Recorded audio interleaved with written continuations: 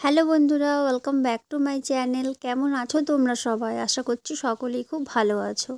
বন্ধুরা, আজকে আমি আবারও তোমাদের জন্য একটা নতুন রেসিপি নিয়ে চলে এসেছি। তোমরা তো অনেক ধরনের মিষ্টি খেয়েছো, কিন্তু চিড়ে দিয়ে কি কখনো মিষ্টি খেয়েছো বন্ধুরা? যদি না খেয়ে থাকো, এই রেসিপিটা শুধুমাত্র তোমাদের জন্য। তো রেসিপিটা শেষ পর্যন্ত দেখতে থাকো বন্ধুরা। আজকে আমি তোমাদেরকে দেখাবো এক বাটি চিড়ে দিয়ে কি সুন্দর অসাধারণ রসালো মিষ্টি বানানো যায়। তো শেষ পর্যন্ত দেখতে থাকো। ভালো লাগলে কিন্তু লাইক, কমেন্ট, শেয়ার, সাবস্ক্রাইব করতে ভুলবে না। আর এই মিষ্টিগুলো কিন্তু এতটাই নরম তুলতুলে রসালো হয়, মুখে দিলেই কিন্তু গলে যাবে বন্ধুরা, এতটা সুন্দর। ভালো লাগলে চ্যানেলটা অবশ্যই কিন্তু সাবস্ক্রাইব করবে। চলো রেসিপিটা শুরু করি। এই দেখো, মিষ্টি বানানোর জন্য প্রথমে আমি নিয়েছি এখানে এতটা চিড়ে, ছোটো বাটিতে এক বাটি।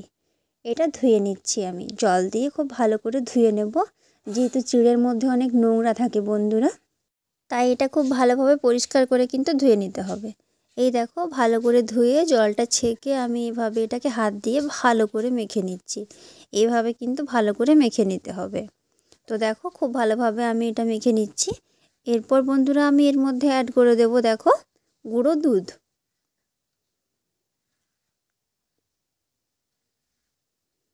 বড় চামচে 3 চামচের মতো গুঁড়ো দুধ দিয়ে দিলাম।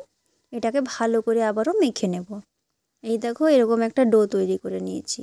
এটা কিন্তু খুব ভালোভাবে মেখে নিতে হবে, যাতে দলা দলা না থাকে। তো মাখা হয়ে গেছে। এরপর আমি এর মধ্যে দিয়ে দিলাম ঘি।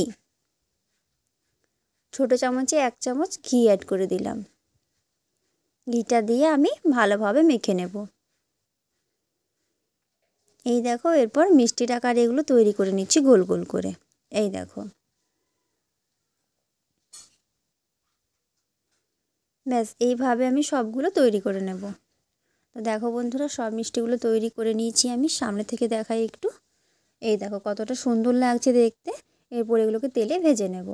এই দেখো, গরম তেলের মধ্যে এগুলো আমি একটা একটা করে ছেড়ে দিচ্ছি। ছেড়ে দিলাম। এরপর এগুলোকে লাল লাল করে কিন্তু ভাজতে হবে।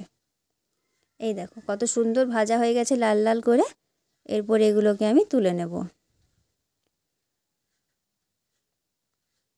ব্যাস, এগুলোকে তুলে নেব এরপর। তো এইভাবে সবগুলো ভেজে নিয়েছি। আর এখানে নিয়েছি চিনি আর এলাচ। এরপর এর মধ্যে দিয়ে দেবো জল। চিনির সিরাটা তৈরি করব।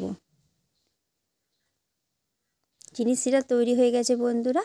এরপর যে মিষ্টিগুলো ভেজে রেখেছিলাম সেগুলো আমি চিনির সিরার মধ্যে দিয়ে দেব।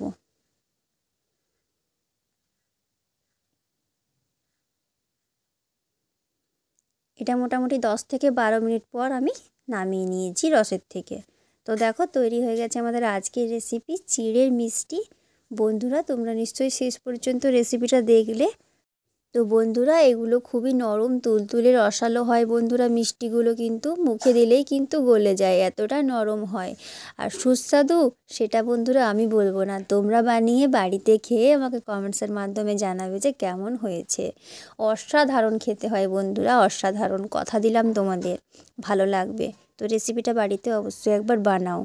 রেসিপিটা ভালো লাগলে অবশ্যই একটা লাইক দেবে। আর এইরকম ধরনের আরও নতুন নতুন রেসিপি পাওয়ার জন্য আমার চ্যানেলটা অবশ্যই সাবস্ক্রাইব করে প্লিজ একটু পাশে থাকবে।